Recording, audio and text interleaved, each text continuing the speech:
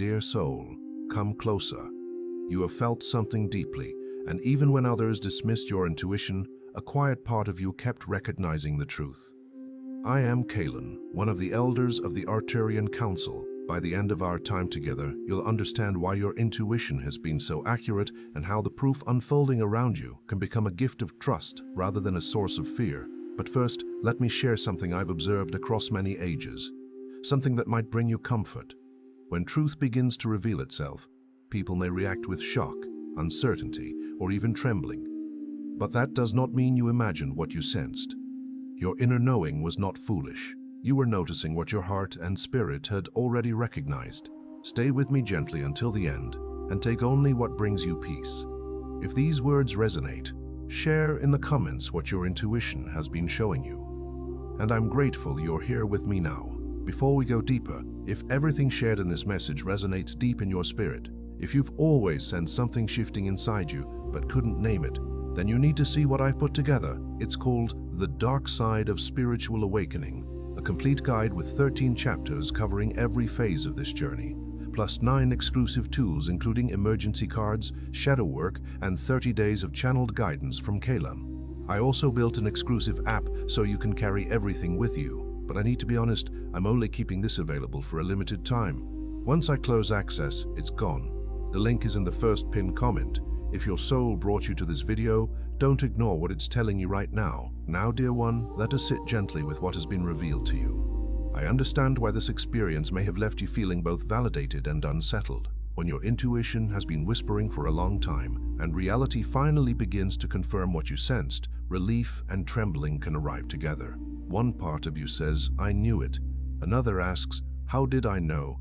And somewhere deeper, a tender part wonders whether it is truly safe to trust yourself after so many moments when others encouraged you to doubt what you felt.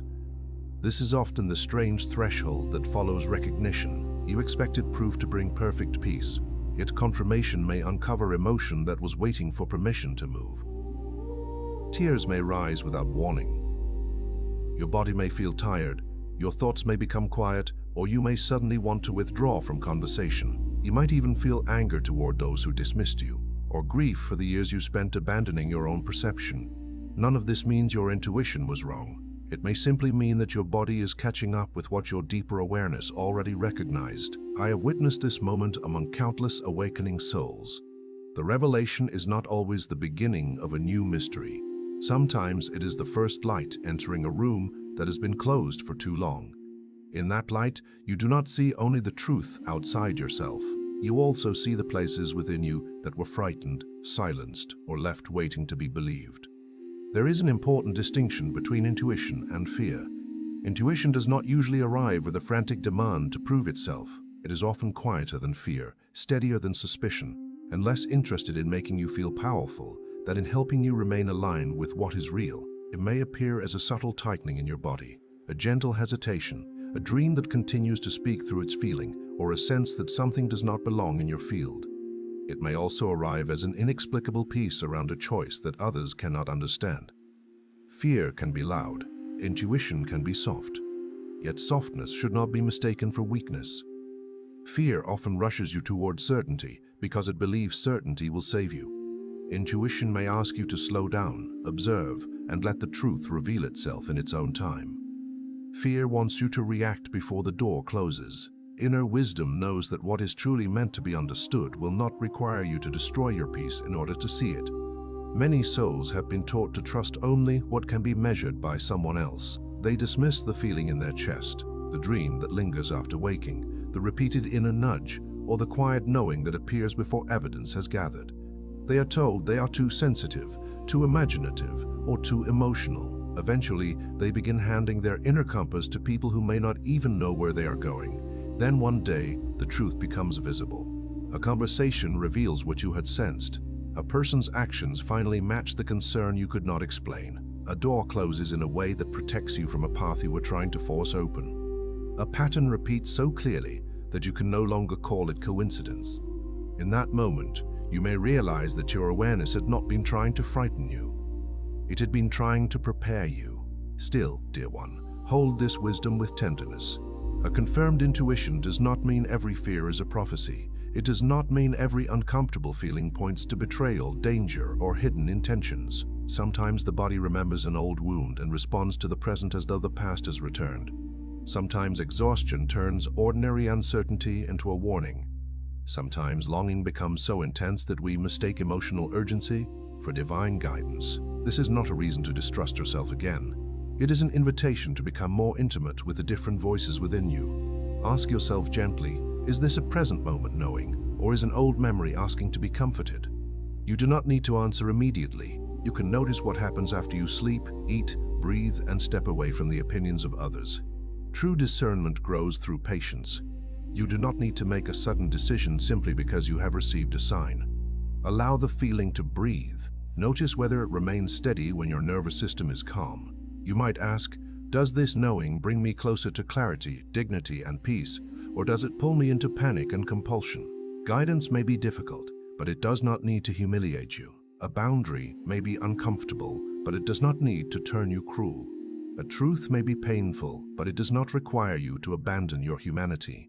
There is wisdom in waiting for the inner signal to become clear without forcing it to speak louder. The first gentle movement is learning to honor the signal without immediately building an entire story around it. When intuition has just been proven accurate, you may want to connect every detail, revisit every conversation, and search the past for evidence. This impulse is human. The mind is trying to create safety by completing the picture. But not every detail belongs to the same picture, and not every unanswered question needs to be solved tonight. When you are ready, write down 3 simple things: what you felt, what later became observable, and what remains uncertain. You may say, this is what I sensed. This is what I know. This is what I am still discovering. These distinctions create space around the truth. You do not need to force uncertainty into certainty. Let the unknown remain an honest room where wisdom can continue to arrive. Once you separate knowing from interpretation, you can return to your own rhythm. Many souls move too quickly after revelation because they believe they have lost time. They want to confront, explain, expose, or repair everything at once. But an awakening insight is not always a command to act immediately. Sometimes it is simply a lamp placed beside the path, so you can see your next step more clearly. There is no shame in sleeping before answering a message. There is no failure in waiting before making a declaration. There is no spiritual weakness in asking for more information. The soul does not become less powerful when it moves carefully. I have often seen the deepest strength expressed through a pause that protects the heart from reacting while it is still trembling. Place one hand over your heart and one over your abdomen when the knowing feels intense. Let your breath lengthen naturally. Feel the chair beneath you, the floor beneath your feet, the life of your body returning to the present. Then ask, what is the smallest honest step available to me? Not the most dramatic step, not the one that will make everyone understand, only the smallest honest one. Perhaps it is a boundary, a quiet observation, a conversation with someone trustworthy, or permission not to decide today. The next movement is releasing the need for everyone else to validate what you experienced. This can be especially tender for those who spend years being told they were imagining things. When confirmation arrives, you may long for the person who doubted you to admit that you were right. You may want an apology, an explanation, or some visible recognition that your feelings mattered. I understand that longing. It often comes from a younger part of you that waited a very long time to be believed. That part does not need to be shamed for wanting justice. It needs to be held. You might place your hand over your heart and say, I believe the part of me that was trying to protect me. Sometimes healing begins when you become the witness you once needed from someone else. Their denial does not erase your perception. Their inability to understand does not make your experience less real. You can say privately, without performance, I know what I sensed. I know what I witnessed. I am allowed to honor my experience. These words are not a weapon. They are a homecoming. And as you return home, you may discover that not every truth needs to be announced. Some truths are meant to guide your choices quietly. The tree does not explain its roots to every passerby. The river does not argue with the stone about the direction of its flow. There are moments when silence is not avoidance, but sacred conservation of energy. This does not mean tolerating harm or refusing to speak when your safety, dignity, or well-being requires a clear boundary. It means choosing the timing and manner of your response from steadiness rather than from the desire to make another person finally see what you see. Your peace is allowed to become part of the decision. You are allowed to ask not only what is true, but also what response honors the truth without abandoning me. As steadiness grows, many souls discover the difference between being perceptive and being responsible for everything they perceive. You may sense someone's sadness, dishonesty, fear, or confusion. You may recognize a pattern before others do. But seeing something does not mean you are required to rescue everyone involved.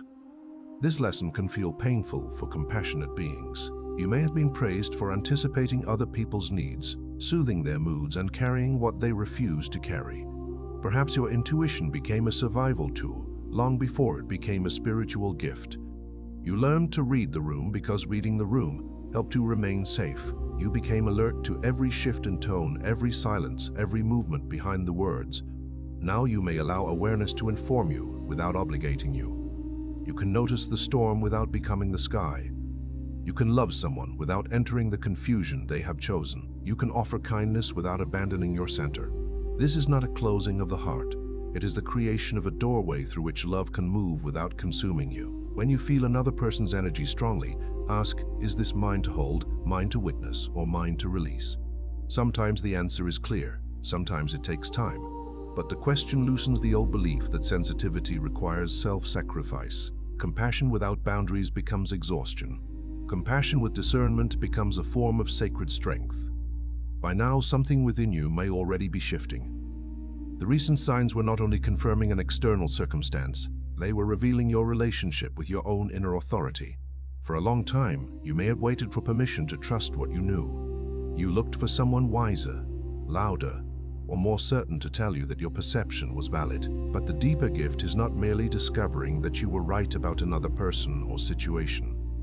It is discovering that you can listen to yourself without turning your awareness into a courtroom. You do not need to cross-examine every feeling. You do not need to collect endless evidence before offering yourself respect. Create a small daily practice of inner listening when nothing urgent is happening. Sit near a window. Walk beneath the open sky. Write a question in a notebook and allow the answer to come without demanding it. Notice what your body does around different choices. Over time, you begin to learn the texture of your own yes and your own no. You learn which feelings belong to present moment wisdom and which are echoes, asking to be comforted. This knowledge grows like a garden. You do not dig up a seed each morning to see whether it has become a flower. You offer water, sunlight, and patience. In the same way, discernment becomes clearer when you nourish yourself consistently rather than testing yourself through constant uncertainty. Allow rest after revelation. Many souls underestimate how much energy it takes to live against their own knowing. When truth becomes visible, the nervous system may release years of tension all at once. You may need more sleep, simple food, quiet surroundings, less conversation, or time away from screens that keep your mind searching for another sign. Do not judge this need for restoration. A field that endured a long winter does not bloom because someone tells it to hurry. Your body is part of your spiritual journey. It is not an obstacle to awakening. It is the vessel through which awareness learns to become grounded, humane, and useful. Give yourself one small period each day without investigating the meaning of everything. Let a cup of tea be only tea. Let a walk be only a walk. Let music move through you without becoming a message that must be decoded. There is great wisdom in ordinary life. Sometimes the clearest sign that you're returning to balance is the ability to experience a moment without demanding that it explain itself. And finally, transform the question from how could I have known to how can I care for the part of me that knew. The first question looks backward in astonishment. The second turns toward healing. Perhaps that inner voice was dismissed before. Perhaps it was mocked, punished, or repeatedly overridden. Perhaps you abandon it because trusting yourself once led to disappointment. If so, your intuition may not need grand declarations. It may simply need consistency. When you sense a boundary, honor it gently. When you feel tired, listen before exhaustion becomes collapse. When something brings peace, allow yourself to receive it without searching for a hidden cost. Trust is rebuilt through small acts of self-respect. You do not need to become suspicious of the world in order to become devoted to your own wisdom. You do not need to read every hidden motive in order to live with discernment. You do not need to be right about everything in order to trust yourself. Even the most awakened soul can misunderstand a moment. The sacred path is not perfection. It is the willingness to remain honest, curious, and compassionate as new information arrives. If a feeling proves accurate, honor it. If a feeling changes, honor that too. Flexibility does not weaken intuition. It keeps intuition alive. A river remains true to its nature because it knows how to move around what it cannot move through. I know you may still be carrying the shock of recognition. You may be looking at old memories and realizing how often you silenced yourself to preserve peace. Meet that realization with tenderness rather than regret. You were making the best choices you could with the awareness and support available to you at the time. There is no need to punish the version of you who did not yet know how to listen. That version was learning. That version was surviving. That version brought you here. Growth is not a straight road. Some days your inner knowing will feel bright and unmistakable. Other days, noise, fatigue, grief, or old fear may cover it like clouds cover the moon. The moon has not disappeared. Your connection to yourself has not been destroyed. There are simply moments when rest becomes part of the seeing. Move slowly, if slowly is what keeps you whole. Let decisions be shaped by clarity rather than by the need to prove that you are awake. Let boundaries be quiet when quiet is safe, and firm when firmness is loving. Let intuition serve life, not fear. Let it help you choose what nourishes, what respects, and what allows your spirit to breathe. If you would like a simple activation tonight, place your hand over your heart and say softly, I can listen without rushing. I can know without proving. I can trust myself and remain open to learning. You do not need to feel an immediate change. Let the words rest within you like seeds beneath the soil. Their work may begin quietly, and if the trembling returns, remember this: a tremor is not always a warning. Sometimes it is the body releasing what it could not release before. Sometimes it is the threshold between an old identity and a more truthful one. Breathe gently. Look around the room. Feel your feet upon the ground. If you feel overwhelmed, reaching out to a trusted person or qualified professional can also be a wise and loving form of care. Spiritual insight and practical support can walk together. You are not required to carry this experience alone, and you are not required to understand every layer today. Take what resonates and leave what does not. Let your wisdom mature at the pace of a living thing. Countless souls discover that the moment they were most afraid to trust themselves became the moment they began returning to their own light. I believe in your capacity to discern. I believe in your capacity to remain compassionate without becoming unprotected. I believe in your ability to choose a life that feels honest, even if the people around you do not immediately understand the path you are taking. May you be given patience with your own process. May your intuition become a gentle companion rather than a source of fear. May the truths that arrive lead you toward greater peace, not deeper isolation. And may you remember that you are allowed to pause, reconsider, rest, and begin again. Whenever you need to return, you may return. You may return. Whenever the world becomes loud, you may come back to the quiet place within you. You have not lost your way simply because you are still learning the language of your own soul. Before we part, I have a small request. If something here touched you, share it in the comments. Not for me, but for yourself. Writing it makes it real, and if you see someone else's words below, offer them a moment of your warmth. We grow faster when we grow together. If someone you love needs to hear this, pass it along. Sometimes, the greatest gift we give is simply sharing what helped us. And if you'd like to continue these conversations, subscribe. I'll be here whenever you need. Thank you for sitting with me today. Carry what serves you. Return whenever you wish. You are always welcome here.